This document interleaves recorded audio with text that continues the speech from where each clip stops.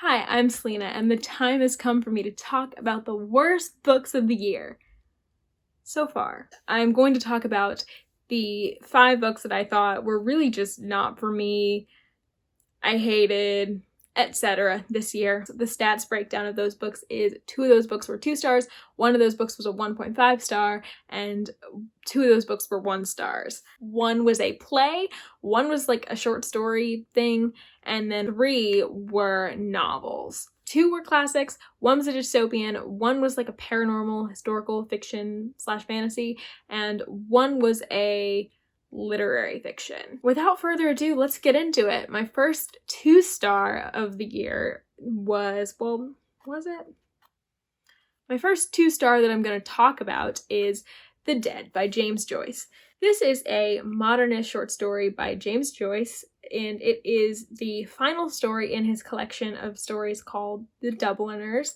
These are all stories that kind of focus on Ireland and Irish people and Irish culture, but they each kind of follow a different stage of someone's life. And so the one called The Dead is clearly the last one in his works because it is thinking about the end of someone's life, kind of. They're not exactly like that, but the story is supposed to follow the cycles of life. And so The Dead is about death in a lot of ways. So this is a modernist story, and what that means is it was published after World War I, and it has a couple of things that I don't tend to like most modernist works. I've been like Virginia Woolf, Mrs. Dalloway is my everything, but most modernist works have a lot of buildup of very mundane sort of day-to-day life. But then we have a really big ending that kind of is supposed to tie the whole thing together.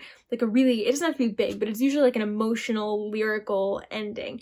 And that is this story to a T. We follow a dinner party and the characters at this dinner party, and our main character, Gabriel, who we follow as he leaves the dinner party with his wife, and they talk about some memories that have kind of reemerged out of his wife at the end of this short story. And I will let you read it to figure out what the point of the story is. I did like the ending. I do think that after reading the ending and discussing it in class, I understand this story a bit more. I understand what James Joyce was trying to do with it. It's just that it didn't change the fact that for most of the story for me, I was bored. Part of that is definitely the time I'm reading it and the fact that I'm not Irish. I might have gotten a lot out of the story if I had been Irish in the 1920s, because the whole dinner party scene of this short story has a lot of discussions of Irish politics and Irish separation from Great Britain and things like that. And so if I had been alive at that time and been participating directly in these politics, then I might have understood it a bit better.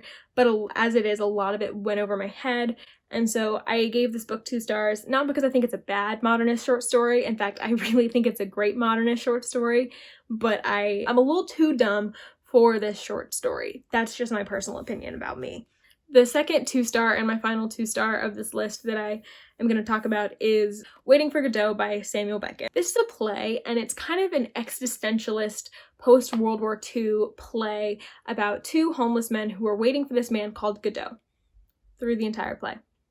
And it has a lot of absurdism, kind of nonsense in it, and it talks to a lot of nonsense writings, which you would think I would love because I love Alice in Wonderland, but I didn't love this. I felt like this play was kind of boring, and I know that I missed a lot of it because this is one of those plays that there's a lot of interaction between the audience and the actors, and so because I was just reading it and I wasn't an audience, I wasn't an actor, I wasn't seeing actors perform this, I did lose a lot of that and I had trouble holding my attention. It wasn't for me. I get it, but I also don't think it's that good. That's a little mean, but it's just not my favorite. It's not my favorite play. Then for my 1.5 star of the list, that book is The King of Crows by Libba Bray. Sorry, I was just mourning what could have been. So this is the 4th book in the Diviners Quartet by Libba Bray.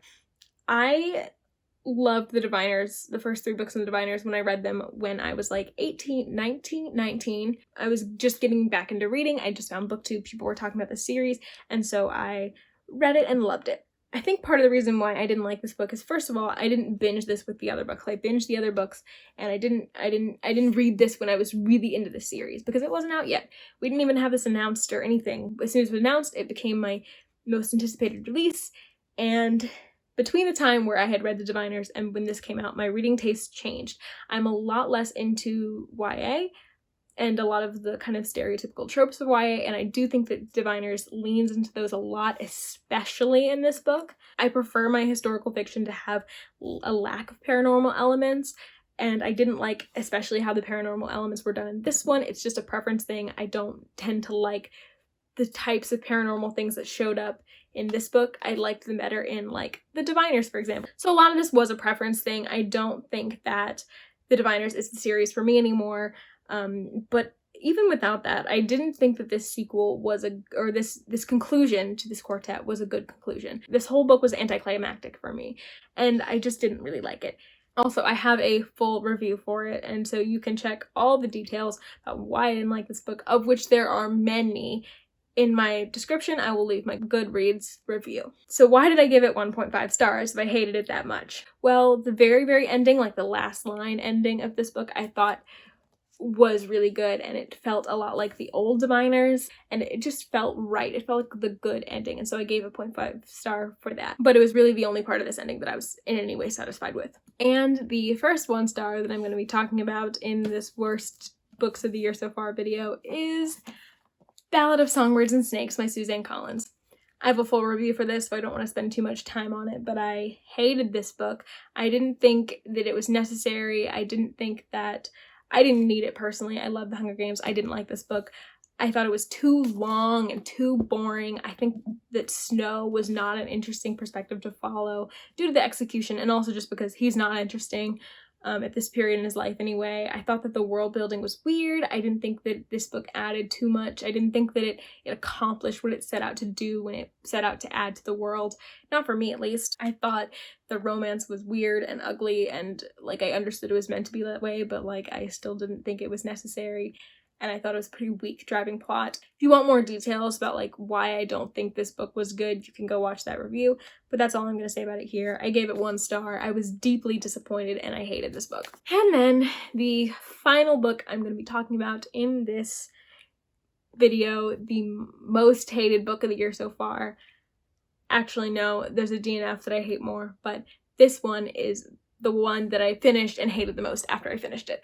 And that book is Little Fires Everywhere by Celeste. I kind of ranted about this a little bit on my May wrap-up, I think, yes.